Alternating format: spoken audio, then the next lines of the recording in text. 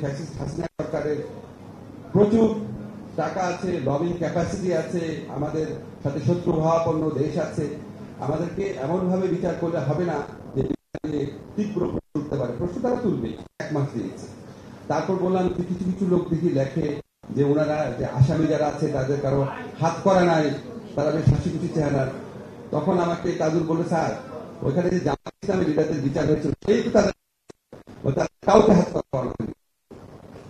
অনেক জিনিস হয় কি আমাদের স্মৃতিতে থাকে না, আমরা একটু ইমপেশেন্ট হয়ে যাই, স্বাভাবিক ব্যাপার। এই মতিউর রহমান আখন ভাই বললো, আশা শুনলাম যে আগেরটা বিচার কিছু রেডি ছিল না রে ভাই। শোনেন, বিচার যে ভবনে হবে সেই ভবন রেডি ছিল না, বিচারক ছিল না, প্রসিকিউশন টিম ছিল না, ইনভেস্টিগেশন টিম ছিল না, জিরো থেকেই করতে হয়েছে। এবং আমি মন্ত্রণালয়ের দায়িত্ব নেওয়ার পরে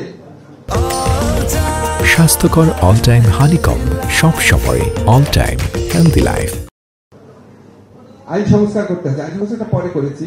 আমি মন্ত্রণালয়ের দায়িত্ব নেওয়ার পরে 2 সপ্তাহের মধ্যে প্রসিকিউশন টিম করা হয়েছে। 2 সপ্তাহ, এর চেয়ে ফাস্টেস্ট কি করা যায়? আমি দায়িত্ব নেওয়ার পরে 7 দিনের মাথায়, এই জুলাই যে গণ অভ্যুত্থান ছিল, এখানে যে ফলস মামলা যেগুলো করা হয়েছিল, 7 দিনের মাথায় সাংবাদিক সম্মেলন করে বলেছে এটা আগামী 7 দিনের মধ্যে করা হবে। 7 দিনের জায়গায় 10 দিন লেগেছে।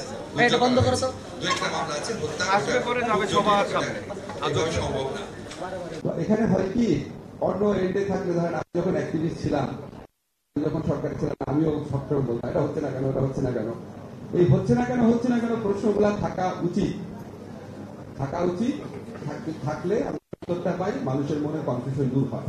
আপনাদেরকে আমি নিশ্চিত করে বলতে চাই, আমি মনে করি আইন উপদেষ্টা হিসাবে আমার প্রধানতম দায়িত্ব হচ্ছে এই গণহত্যার বিচার করা। কিন্তু বিচারটা করার সময় বিচারটা আমাকে গ্রহণযোগ্য মাত্রায় করতে হবে। আপনারা জানেন যে ফ্যাসিস্ট হাসিনা সরকারের প্রচুর টাকা আছে, লবিং ক্যাপাসিটি আছে, আমাদের সাথে শত্রুভাবাপন্ন দেশ আছে। আমাদেরকে এমনভাবে বিচার করলে হবে না যে তীব্র প্রশ্ন উঠতে পারে। প্রশ্ন তারা তুলবে, কিন্তু তাদের প্রশ্নটা যেন কোনোভাবে যৌক্তিক না হয় সেই চেষ্টা আমাদের রাখতে হবে। আমি বিশ্বাস করি যে আমার যে প্রসিকিউশন টিম আছে, আমার আস্থা আছে।